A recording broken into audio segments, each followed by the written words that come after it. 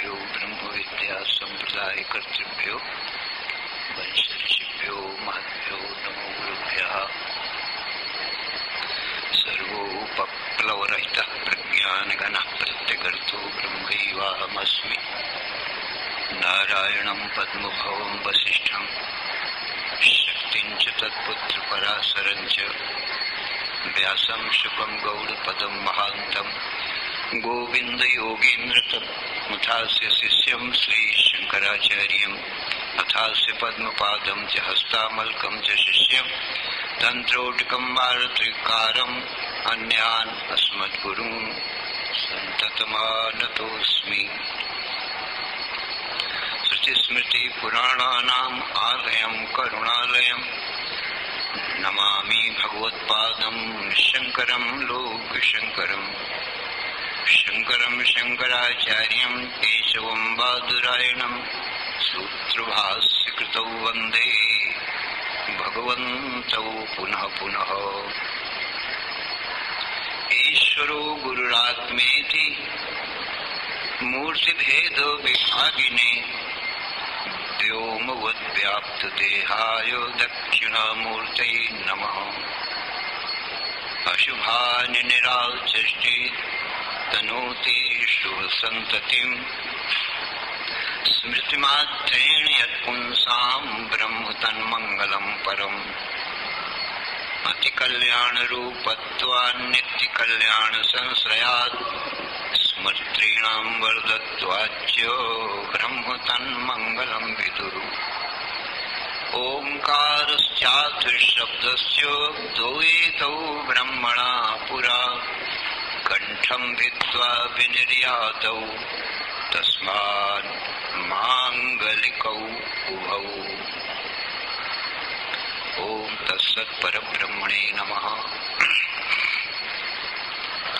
श्री राम जय जय राम। श्री राम जय जय राम। श्री राम जय जय राम। श्री राम जय जय राम।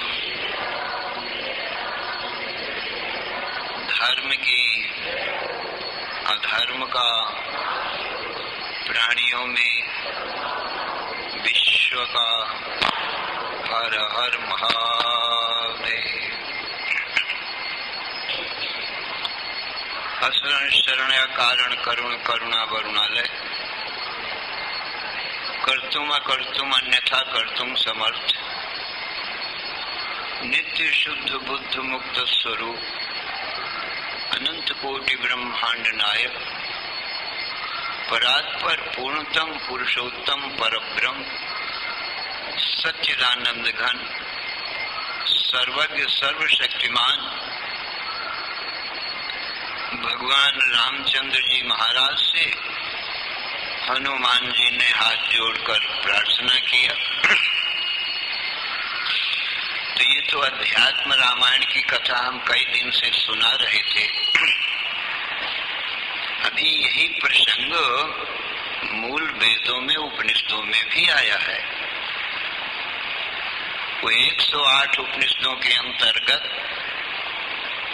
अंतिम उपनिषद मुक्तिकोपनिषद है। वहां पर भी यही प्रसंग आता है। वहीं से व्यास जी महाराज ने ये प्रसंग लेकर के और ये अध्यात्म रामायण में निरूपण किया है। क्योंकि व्यास जी ही वेदों का विस्तार करते हैं और वो विष्णु के अवतार हैं और विष्णु ने ही वेद कहे हैं सृष्टि के आदि में ब्रह्मा जी के लिए। इसलिए वेद के संबंध में व्यास जी को कुछ सोचना नहीं है। तो व्यासाय विष्णु रूपाय व्यास रूपाय विष्णुवे नमो वै ब्रह्मनिधये वासिष्ठाय नमो नमः। तो उपनिषद में किस प्रकार से आया है सो सुनो। अयोध्या नगरे रम्ये रत्नमंड मंडप मध्य में सीता भरत सौमित्री शत्रुघ्नाद्यै समन्वितैः वसिष्ठादि मुनिगणैः शुकादि सनकादिभिः अन्यैर्भागवतैश्चैव स्तूयमानं मुहुर्मुहुः स्वरूप ध्यान निरतं समाधिभिर्मे हरिम्।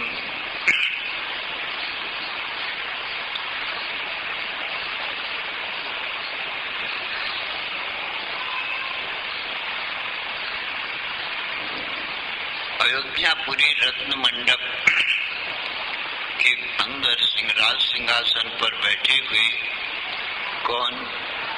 सीता, भरत, सुमित्रा, नंदन, लक्ष्मण, शत्रुघ्न और कहीं वशिष्ठादि मुनिगण, वशिष्ठादि मुनिगण गुरुजन,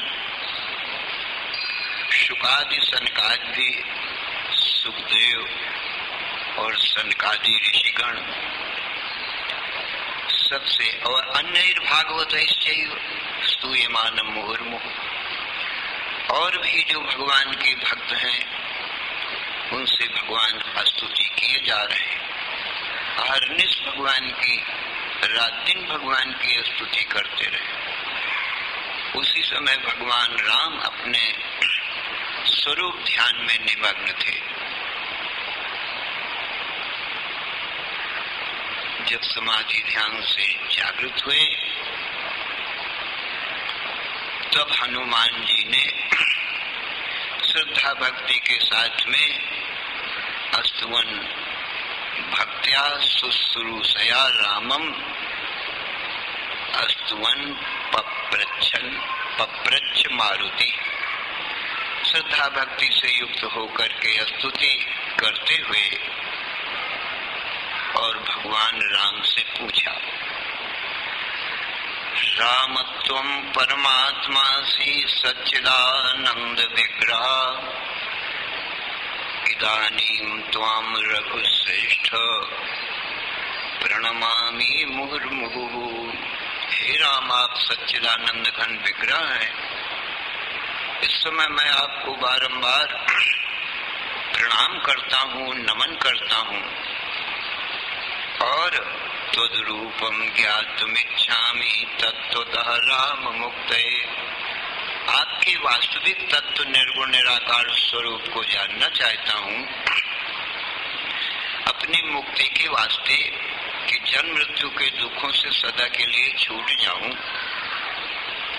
ऐसा मैं शास्त्रों से और संतों से सुनता चला रहा हूँ कि आपके निर्गुण निराकार स्वरूप के ज्ञान मात्र से जीव की सद्यो मुक्ति होती है। सद्यो माने तत्काल, अभी जाना और अभी अभी मुक्त हो गया, इसी क्षण, तत्क्षण, तत्काल, तुरंत आपके स्वरूप के ज्ञानम लब्ध्वा पराम शांतिम आचिरेण अधिगच्छति, ये भगवान कृष्ण ने कहा है। जैसे स्वप्न में कोई सिर काट रहा है, बड़ा तड़पड़ा रहा है, बहुत व्याकुल दुखी है, परंतु जागृत का ज्ञान हो जाए अपने स्वरूप का, जागृत में मैं जो हूँ, राजा हूँ, प्रजा हूँ, तो स्वप्न का दुख दूर होने में कितनी देर लगी? तत्काल वो भयंकर दुख दूर हो गया जो प्राणघातक कोई शत्रु सिर काट रहा था। तुरंत न वो शत्रु रहा और न अपना सिर रहा, दोनों ही झूठे थे और वो दुख भी झूठा ही था। तो अपने जागृत स्वरूप व्यवहारिक जगत में जब आया तो स्वप्न का दुख दूर हो गया। तैसे ये व्यवहारिक जगत भी सज्जनों, ये जागृत का जगत, ये भी अपने परमार्थ स्वरूप में स्वप्न है। जो हमारा तुम्हारा सच्चित आनंद स्वरूप है, उस स्वरूप में ये जागृत का जगत भी स्वप्न है। जब अपने ये सच्चिदानंद स्वरूप, निर्गुण निराकार स्वरूप में जीव जागता है तो ये जागृत का स्वप्न भी नहीं रहता और फिर स्वप्न के दुख भी नहीं रहते, जागृत के दुख भी गायब हो जाते। जे जाने जग जाए हेराई, जागे यथा स्वप्न भ्रम जाए। स्वप्न और स्वप्न का दुख भ्रम था, तो व्यवहारिक सत्ता में आने से जागृत की व्यवहारिक सत्ता है, स्वप्न की प्रातिभाषिक सत्ता, और हमारे तुम्हारे परमार्थ स्वरूप आत्मा की परमार्थ सत्ता माने परम सत्य है। प्रातिभाषिक थोड़ी देर की प्रतीति है, और व्यवहारिक सत्ता ये जागृत में हमारे तुम्हारे जो देह इंद्रिय मन बुद्धि प्राण है, इनकी कुछ व्यवहारिक सत्ता है। इनमें बंध मोक्ष उपदेश ये सब काम इसमें सिद्ध होता है, और स्वप्न में कुछ नहीं होता, परंतु व्यवहारिक है, परंतु ज्यादा दिन का ये भी नहीं। तो जब तक है ये शरीर, इसे अपना परमार्थ सत्य समझ लेना चाहिए। स्वप्न जगत प्रातिभाषिक सत्य माने बहुत थोड़ी देर के लिए सत्य, और ये जागृत की जगत में हमारे तुम्हारे देह इंद्रिय मन बुद्धि है, ये थोड़े उससे ज्यादा सत्य है। परम सत्य हमारा सच्चिदानंद स्वरूप आत्मा है। तीन प्रकार की सत्यता भाई, परम सत्य, परमार्थ, वो परमार्थ स्वरूप हमारा सच्चिदानंद घनात्मा निर्गुण निराकार। और ये जागृत में जो हमारे तुम्हारे शरीर हैं, शरीर के सहित हम है माने बैठे हैं, ये व्यवहारिक सत्य है। इसमें सब प्रकार का बंध मोक्ष आदि का व्यवहार, गुरु शिष्य का व्यवहार और ईश्वर और जीव का व्यवहार, इसमें सब होता है, तो बंध से मुक्ति होती है। परंतु परम सत्य तो आत्मा है, और जो सपने का संसार है वो बहुत थोड़ा सा सत्य है, उसमें कुछ भी व्यवहार होता नहीं है। तो सच्चिनो जो हमारा तुम्हारा परम सत्य स्वरूप है, निर्गुण निराकार स्वरूप, वही राम का है और वही जीवों का है। तो हनुमान जी उसी तत्व को पूछ रहे हैं। तद्रूपम ज्ञातुमिच्छामि तत्वतः राम मुक्तये, अनायासेन येनाहं मुच्येयं भवबन्धनात्, कृपया पद में राम येन मुक्तो भवाम्यहम्। हे राम, अनायास ही बिना कुछ परिश्रम के आपके निर्गुण निराकार स्वरूप के जानने मात्र से और मैं तुरंत मुक्त हो जाऊंगा, अनायास ही।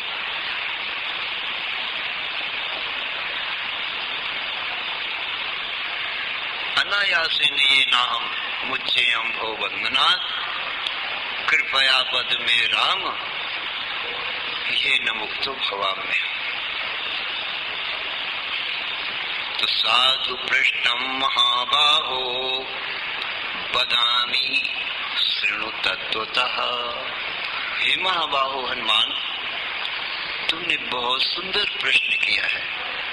भगवान राम बड़े प्रसन्न होकर के और बोले, मैं तुमको तत्वतः अपना स्वरूप बताता हूँ, निर्गुण निराकार तत्व, सो तुम सावधान मन से श्रवण करो। तो वेदांतेषु प्रतिष्ठोऽहं वेदांतं समुपाश्रय। हे हनुमान, वेदांतेषु प्रतिष्ठोऽहं, मेरे निर्गुण निराकार का स्वरूप का निरूपण वेदांत में किया गया है। कर्म कांड में, उपासना कांड में सगुण साकार का निरूपण। वेद तीन कांड रूप है और मेरी ही वाणी है। मुझे ईश्वर की वाणी उपदेश वेद है। सृष्टि के आदि में ब्रह्मा को उत्पन्न करके और ब्रह्मा जी के शोक मोह को दूर करने के लिए मैंने ही वेद का उपदेश दिया था।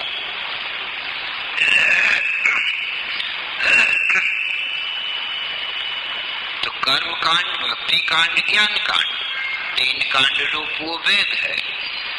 तो सगुण साकार की सेवा पूजा, उनके लिए ही संपूर्ण कर्मों को करना, उन्हीं का ध्यान चिंतन मन से करना, इंद्रियों से सब उन्हीं की पूजा करना, तो ये कर्म योग भक्ति योग सगुण साकार में बनता है।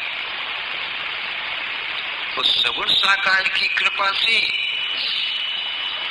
सगुण साकार भगवान उस अपने भक्त को निर्गुण निराकार स्वरूप का ज्ञान करा देते हैं। ये सगुण साकार भक्ति का फल है। मम दर्शन फल परम अनुपा, जीव पाव निज सहज स्वरूपा। भगवान राम ने सबरी से कहा है कि मुझ सगुण साकार ब्रह्म के दर्शन का फल क्या है? कहा, जीव अपने सहज स्वरूप को जान जाए। जीव का सहज स्वरूप क्या है? ईश्वर अंश जीव अविनाशी, चेतन, अमल, सहज सुख राशि। जीव स्वभाव से ही सहज ही अविनाशी है और सुख राशि है और अनंत चेतन ज्ञान रूप है और निर्मल है। तो सगुण साकार भगवान के दर्शन के और उनकी सेवा भक्ति का फल यही है कि उनकी कृपा से वो अपने निर्गुण निराकार स्वरूप को बता देते, तब जीव अपने निर्गुण निराकार स्वरूप को जान लेता है। और जानते ही सो जाने जिस देव जनाई, और जानत तुम्हें हो जाए। ब्रह्म की कृपा से, ईश्वर की कृपा से जीव जब ब्रह्म को जान लेता है तो आप भी ब्रह्म रूप ही होता है। ब्रह्म रूप तो ये पहले से भी था, परंतु अपने ब्रह्म रूप को जानता न था, अपने निर्गुण निराकार स्वरूप को नहीं जानता। जैसे भगवान का सगुण साकार स्वरूप है, तैसे ही जीवों का सगुण साकार स्वरूप है। हम आप स्थूल सूक्ष्म कारण ये तीनों देहों के सहित बैठे हैं और तीनों देहों को देखते हैं। इन देहों के भीतर बैठ करके स्थूल शरीर को भी, सूक्ष्म को भी और कारण को भी। भला वो हमारा आपका निर्गुण निराकार स्वरूप है। सगुण साकार देह इंद्रिय मन बुद्धि प्राणों के सहित जो हम बैठे हैं, ये हमारा सगुण साकार रूप है। इसी में व्यवहार होता है। और निर्गुण निराकार तो बैठा हुआ देख ही रहा है। ऐसे ही भगवान का देह इंद्रिय मन बुद्धि प्राणों के सहित जो शरीर है वो सगुण साकार है, परंतु उसमें निर्गुण निराकार तो भगवान विराजमान पहले से ही है। सगुण साकार तो माया से बनता है। संभवामि आत्म माया, निर्गुण निराकार तो सदा सदा से रहता है। और सगुण साकार तो भगवान समय समय पर बनाते हैं। जब जब हो धर्म की हानि, बाढ़े असुर अधम अभिमानी, तब तब धरि प्रभु विविध शरीरा, हरे कृपा निधि सज्जन पीरा। यदा यदा हि धर्मस्य ग्लानिर्भवति भारतो, अभ्युत्थानम् अधर्मस्य तदात्मानं सृजाम्यहम्। परित्राणाय साधूनां विनाशाय च दुष्कृतां, धर्म संस्थापनार्थाय संभवामि युगे युगे। जब जब धर्म की हानि होती है, अधर्म बढ़ जाता है, तो पुनः समता लाने के लिए धर्म की वृद्धि के लिए, अधर्म को घटाने के लिए, और जो अधर्म कर रहे हैं उन दुष्टों को समझा बुझा करके धर्म में लाने के लिए, और नहीं माना है, समझाया बुझाया तो फिर दंड दे करके, उनको दंड दे करके फिर तो समझाना ही है। तो इस प्रकार से मैं दुष्टों का दमन करके साधुओं की रक्षा करता हूँ और धर्म की पुनः संस्थापना करता हूँ। तो समय समय पर भगवान का अवतार ये होता रहता है। तो सगुण साकार भगवान की जो भक्ति करता है वही निर्गुण निराकार तत्व को बता देते हैं। तो भगवान राम ने कहा कि हनुमान, यदि मेरे निर्गुण निराकार स्वरूप को तुमको सम्यक प्रकार से जानना है तो वेदांते सुप्रतिष्ठोहम वेदांतम समुपाश्रय। वेदांत में सम्यक प्रकार से निरूपण मुझ निर्गुण निराकार तत्व का किया गया है। ज्ञान कांड में और कर्म कांड और भक्ति कांड ये तो सगुण साकार की सेवा पूजा में आ जाता है, ये व्यवहारिक। निर्गुण निराकार तत्व का ज्ञान ज्ञान कांड से होता है। तो वेद का अंतिम कांड ज्ञान कांड कहलाता है, उसी को वेदांत कहते हैं, क्योंकि वेद का अंतिम कांड है।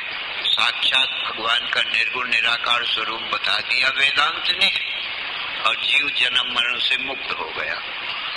वेद का काम पूरा हुआ, इसीलिए कि जन्म मरण के दुखों से छूटे जीव, ये भगवान के मुख से वेद प्रकट हुआ है। यही प्रयोजन है, दूसरा कोई प्रयोजन नहीं। तो हनुमान जी ने फिर पूछा, वेदांता के रघु श्रेष्ठ वर्तन्ते पुत्र ते बद।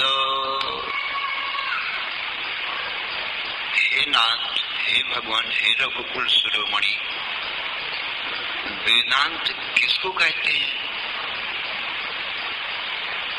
वो आप बताओ। तो भगवान बोले कि सुनो, निश्वास भूता में विष्णु वेदा जाता सुविस्तरा तिलेषु तैलवत् वेदे वेदांत सुप्रतिष्ठितः। हे हनुमान, मुझ विष्णु की निश्वास स्वरूप वेद है।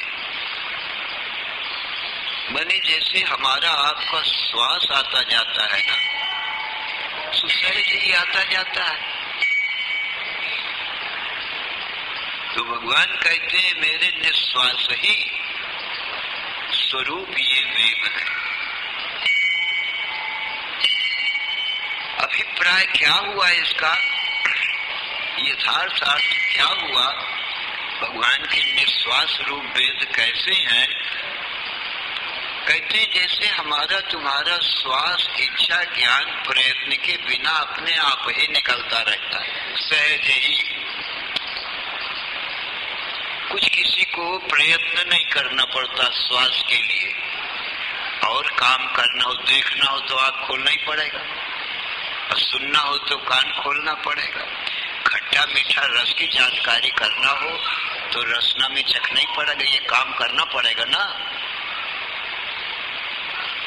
पर तो श्वास लेने में हमको क्या करना है, कुछ करना पड़ता है, अब कुछ ध्यान रखना पड़ता है कि श्वास चलता है कि नहीं चलता।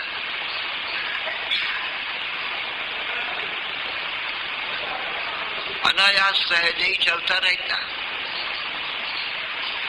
न ज्ञान की जरूरत है कि श्वास चल रहा है कि नहीं चल रहा है देखूं तो, और न इच्छा की जरूरत है कि मैं इच्छा करूं कि श्वास चले। अरे वो तो चल ही रहा है जब से शरीर पैदा हुआ है, अन्य कोई प्रयत्न नहीं करना है। मतलब क्या हुआ, मुझ परमात्मा से ये कर्म उपासना ज्ञानमय वेद सहज ही प्रकट हुआ है, बिना ही प्रयत्न, सहज स्वभाव से। जैसे स्वाभाविक श्वास चल रहे, उनका चलना स्वभाव है, उनकी श्वास चलने किसी दूसरे की जरूरत नहीं है। ऐसे ही भगवान कहते हैं मुझ परमात्मा से सहज ही ये चारों वेदों की उत्पत्ति होती है।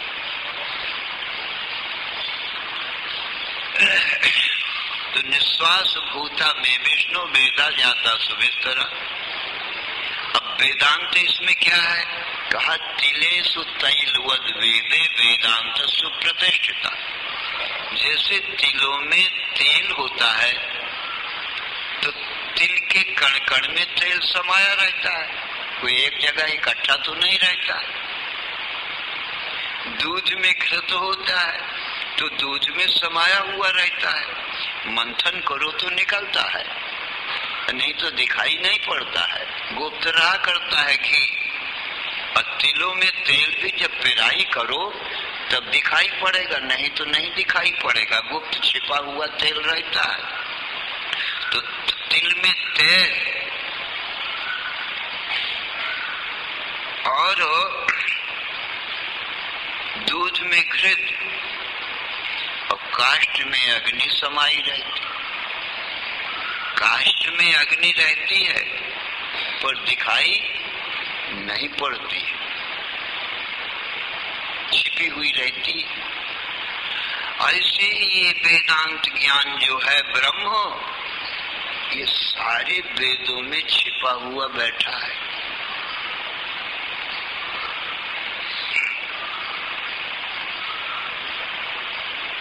सब में छिपा हुआ बैठा है।